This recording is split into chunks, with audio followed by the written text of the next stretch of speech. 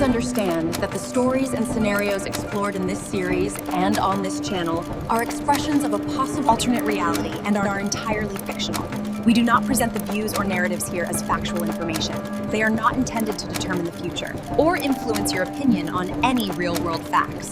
That remains the sole responsibility of each individual viewer, utilizing their own perspective and critical reasoning. Enjoy the journey.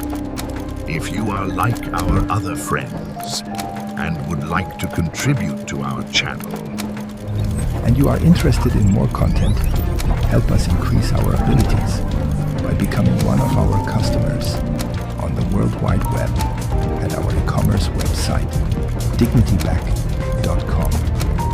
Enough with my digression. It would be very rude of me not to introduce myself. I am Professor Payne. And this is how the version of this story begins. I'll be back soon, little bruh. Eat some grub. You're gonna need the energy when we will play ball. This morning started like every other morning for the guys. Smokey waited patiently while his owner caught a few waves.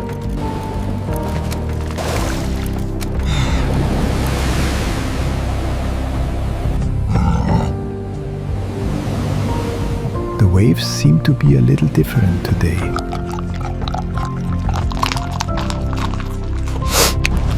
Then Smokey noticed something beneath the waves.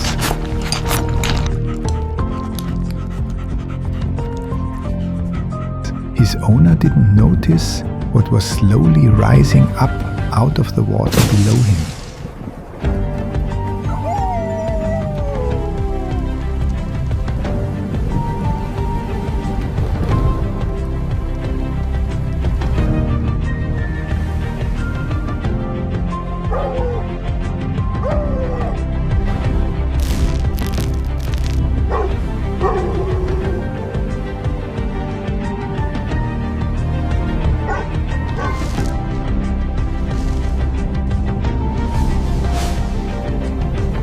This is simply a case of the wrong place at the wrong time. When some asshole lizards are in town.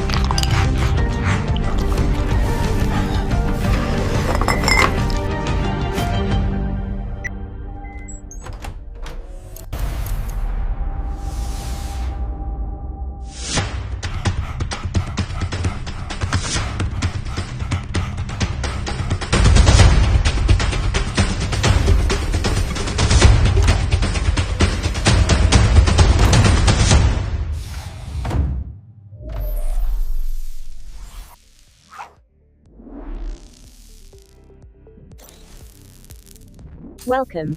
You have activated the Assisting Intelligence Unit. Please hold still while I scan you.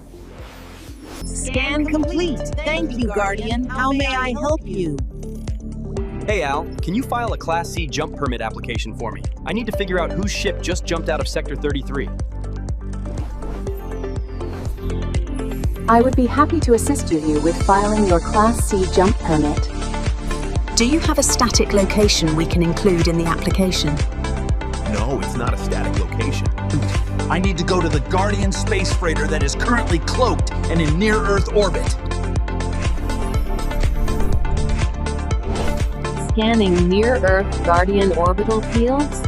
Orbital jump target acquired. Calculating jump trajectory to match the target. Yeah, that it right there. I need to go on board to talk to G, now! Calculations complete. Jump permit approved by the APD. Enter jump platform 3 minutes and 33 seconds. Yeah, thanks for the hand, Al.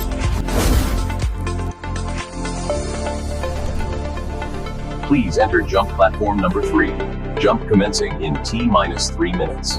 I hate this shit.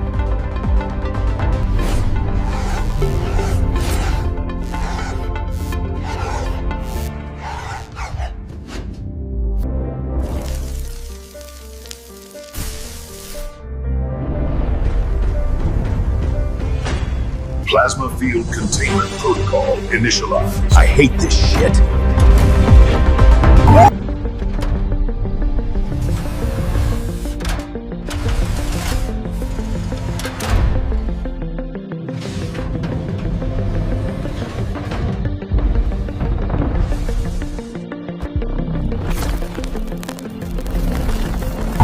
Incoming Earth teleportation signal received. Downloading initialized. Stand by for signal transmutation. Download complete, materializing the signal.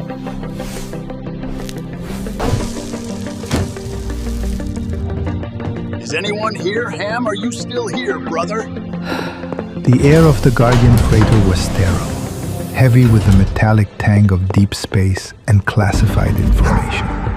Smokey's jump was successful, but the time he had bought was quickly running out.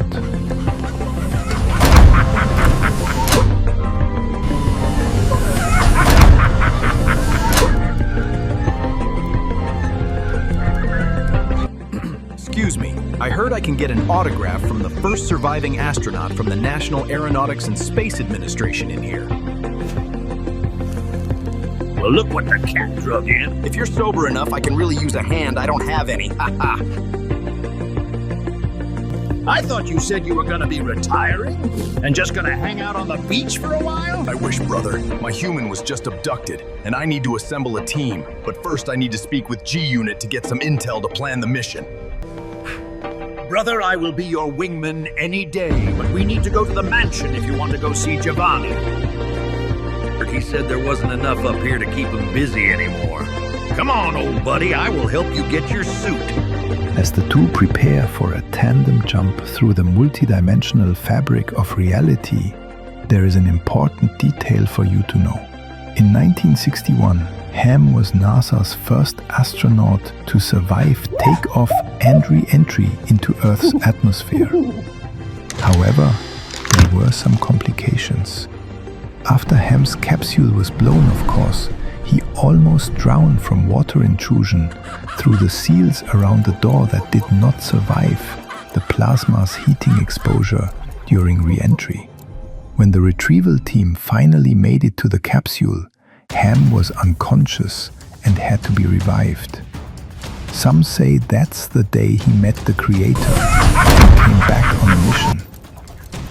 But he claims he has no memory of the experience anymore. And I am the guardian of quantum mechanics. My kind were selected to keep watch of this planet long ago.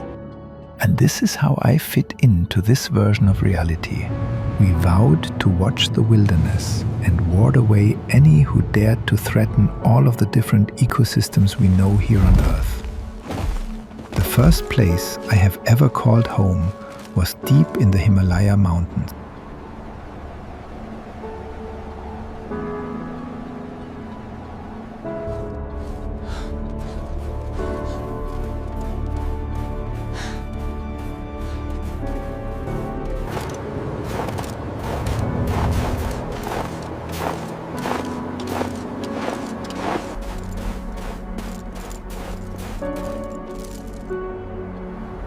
This is the Yeti Earth clan settling in and excavating our Guardian compound labyrinth near the summit of Mount Everest.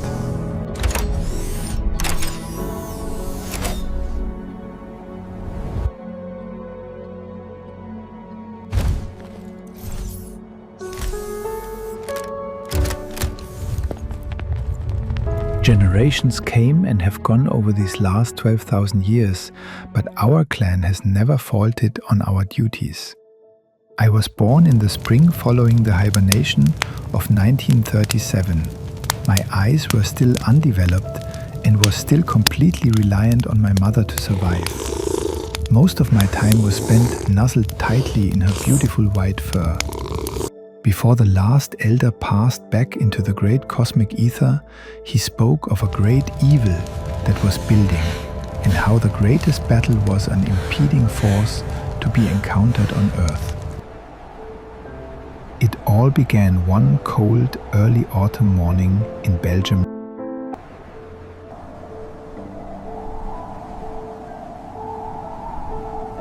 33 team members accompanied a German troop movement conducting research and development, incorporating exotic lost technologies and species with activated Guardian DNA sequencing. My clan were deep inside our cave, preparing to hibernate. It was just before the winter of 1938 when they came for my clan and I. They called their mission an expedition, but what ensued was a massacre.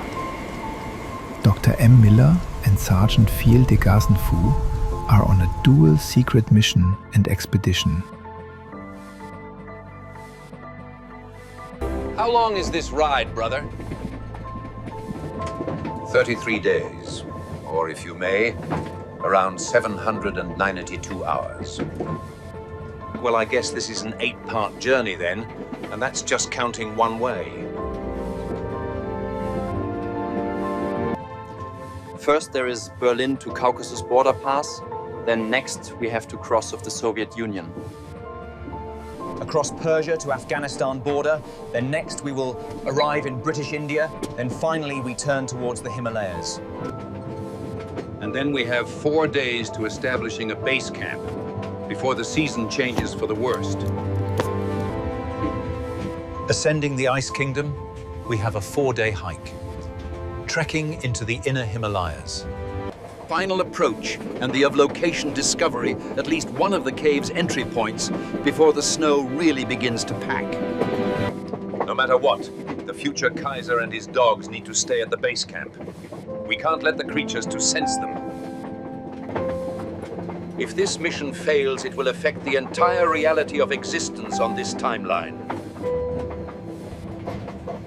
If this expedition fails, it will affect the entire reality of existence on this timeline. We must rest, brother. We have a strenuous journey ahead of us. One last chance to preserve German heritage with the next Kaiser, Fürst Hans de Arnott, and also obtain additional samples or specimens from my clan to further develop the wunderbare Waffen, or wonderful weapons in English. The German prince Fürst Hans de Arnott and his prized pitbull companions are the parents of Smokey and his siblings. The journey began with the rhythmic clatter of the train wheels across Germany, then Poland, and finally into the vast snowy expanse of the Soviet Union. The mood in the specially designated carriages was a mixture of tense anticipation and the stifling silence of men aware of the immense secrecy surrounding their mission. They ate meager rations, studied maps. Was zum Teufel lassen die uns da essen, Hans?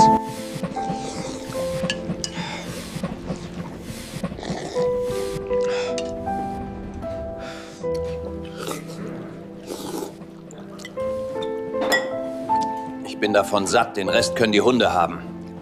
And Dr. Miller meticulously translated further fragments of the Tibetan text. The ancient script referenced the specific altitude and orientation, 33 feet below the apex, facing the sun's first kiss at the 33rd degree. Day 4 through 7, the crossing of the Soviet Union.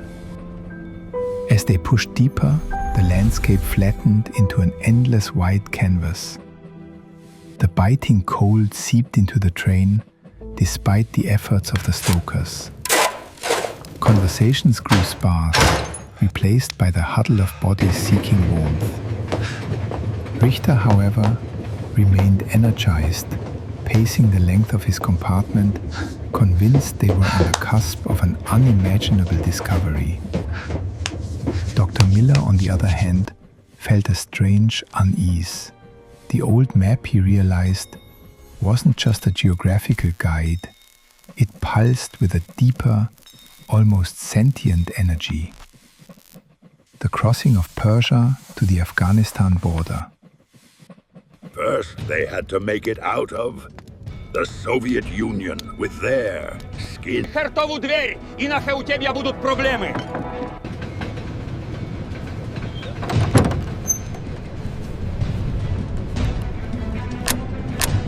Он застрял. Сержант Вальдамир Дорковик. Разбей этот немецкий кусок дерьма. Before the Soviet troops' orders reveal what is in this train car, an important detail must be known. Following the collapse of World War I, the Kaiser faced the ultimate price: exile. On November 9, 1918, he was stripped of the German throne and fled to the Netherlands, abandoning the vast fortune of his dynasty to his only living child. And a portion of this fortune, Secret Service officer Haley Herzeleide with the German Kaiser Guard, grows slightly impatient with the delay at the Soviet Union and Afghanistan border. Excuse me, boys, may I please have a turn? Извините, ребята, можно и мне? Тёма!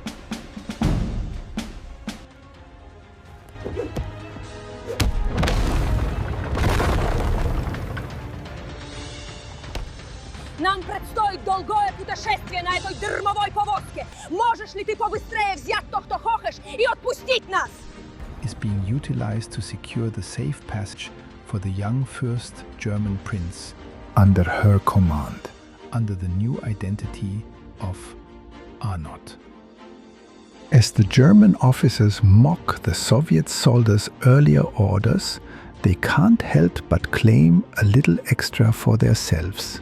Открой хертову дверь, иначе у тебя будут проблемы. The train veered south, a clandestine arrangement having been made with various governments.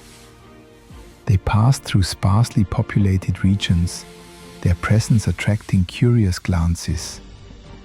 The landscapes shifted from endless snow to arid frozen plains. Supplies were replenished in desolate outposts, and the team became accustomed to the constant chill and the rhythmic rocking of the train.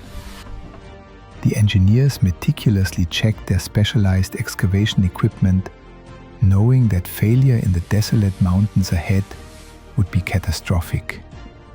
Finally, after nearly 2 weeks, the train deposited them at a remote siding in British India, far from prying eyes. Here, a convoy of rugged trucks awaited, loaded with supplies and specialized climbing gear. General Brauchitsch, sir. The scout has begun his mission. The scout has begun his mission. Bring mir seine Botschaft, hübscher Vogel. The air grew thinner, the peaks of the Himalayas, shrouded in mist and snow, appearing like distant, ethereal gods. The real challenge, they knew, was about to begin. The air was thin and frigid, and soaring high above the jagged snow-capped peaks was General Brauchitsch's pretty bird, hübscher Vogel. But this is no ordinary bird. It wears a fitted leather-lined stainless steel radar emitter receiver.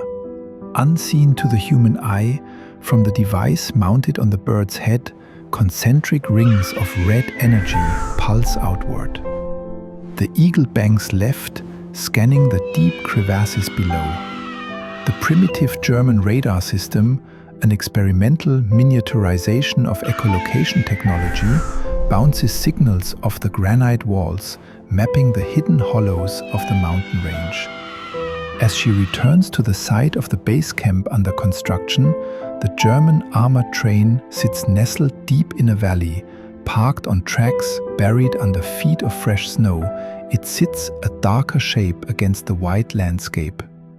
A massive armored locomotive. It is stationary, a mobile fortress frozen in time. As the frigidly cold, tired Darth Eagle completes its objective. An automatic audio recording of the general, his beloved Papa, giving him the return to base order, is played inside the helmet. Mein hübscher Vogel, komm jetzt nach Hause zu Papa, damit du dein Abendessen bekommst. The eagle dives, tucking its wings, and swoops toward an open window of the central Pullman car, where General Brauchitsch awaits. Upon return, a capture device will retrieve the helmet for processing. Off the eagle's head as he approaches the window entry for his reward. He does not flinch as the massive bird glides through the window and lands heavily on a perch. Kraus strokes the bird's feathers. Later that evening, the room is thick with cigar smoke. The rattle of a film projector fills the silence. Dr. Vogel stands by a pull-down screen. He points to grainy black and white footage flickering on the wall. The bird's telemetry confirms it. The frequency was identical. In the beginning of this current expedition, Egypt was the turning point, and it happened sometime in the summer of 1928. Dr. Vogel was conducting an expedition on behalf of the German Kaisergard University, following up on his thesis of lost human technology and history. The sweaty laborers Payne's long task were commissioned for long, painful hours and for low pay when they were lucky.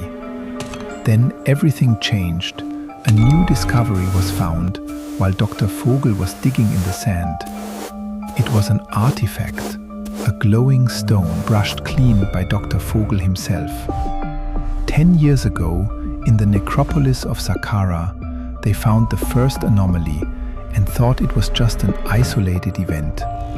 They uncovered something that was never meant to be discovered on this timeline. They changed history by destroying and reminiscences of any civilizations here on Earth before now. They call the time before 1692 as the Dark Ages because someone deleted sacred knowledge of the actual true human origin on Earth and in the Milky Way galaxy. Everything changed when they found something forged in another place and time, then lost on Earth during the Great Galactic War about 12,000 years ago. When the Archon-controlled Draco elites command their secret dark forces to capture Phaeton, the true fifth planet of this solar system. The Empire's insurgents infiltrated the planet disguised as their own people, and through manipulation, the Draco Empire took control of the defense systems of the planetary grid and proceeded to target the Galactic Council of Worlds, specifically the Galactic Trade Station orbiting Jupiter. The planetary core tab was online. Planetary siphons activated, and after synchronizing of the magnetic array, the orbital rift opened, and with their target locked in crosshairs, they activated the core tab sequence. The firing main beam rippled the planetary crust, confirming penetration. The target's extraction progress has begun. But the distortion of the Dark Draco's secret insurgents set the grid's power to maximum, causing a plasma hammer that detonated the planet's core into a supernova blast, sending shockwaves, disturbing the ecosystems of all the inner planets. The blast was so strong, it almost activated Jupiter into a star, a reaction known as stellification. This would have created a dual sun environment, the perfect environment for the lizard's new home solar system, their ultimate goal. The one device forged on this planet that was capable of keeping the lizards at bay was the crystal bell, die Kristallglocke, later to be known as the resonator here on Earth. In the blast, the bell and its matching crystal clapper, die Kristallklappe, were both sent hurtling independently through space. The clapper landed in Egypt, and the bell landed on Mount Everest. And for 40 days and 40 nights, the surface water of Mars rained down on Earth as microcomets from being blasted to Earth from Mars. Earth's surface was 1/4 water before this event, and now, after, its surface is 2/3 covered by water. This German expedition may be the human race's only chance of survival. The last of these components is located here, buried under the ice. When the bell is struck with the Kristallklatsche, the crystal clapper, the bell rings at precisely 7.83 Hertz. The heartbeat of the Earth itself and the Eagle's radar picked up the interference pattern 3 kilometers due north of their base camp location. A long line of German soldiers in white winter camouflage marches slowly along a razor-thin ridge.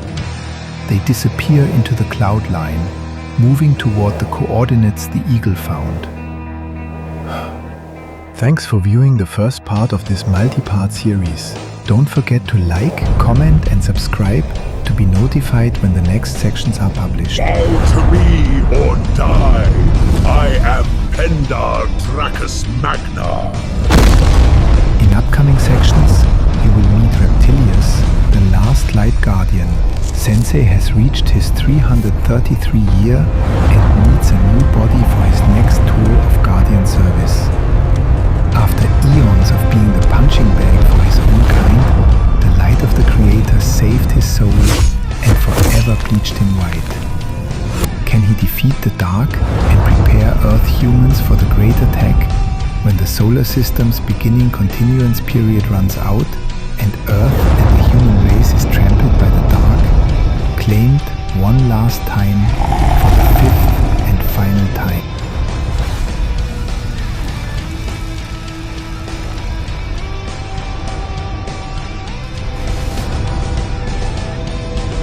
The views and narratives presented in this video and across this channel are works of fiction and are intended purely as an exploration of an alternate reality. Nothing shared here is presented as fact, nor is it meant to predict the future or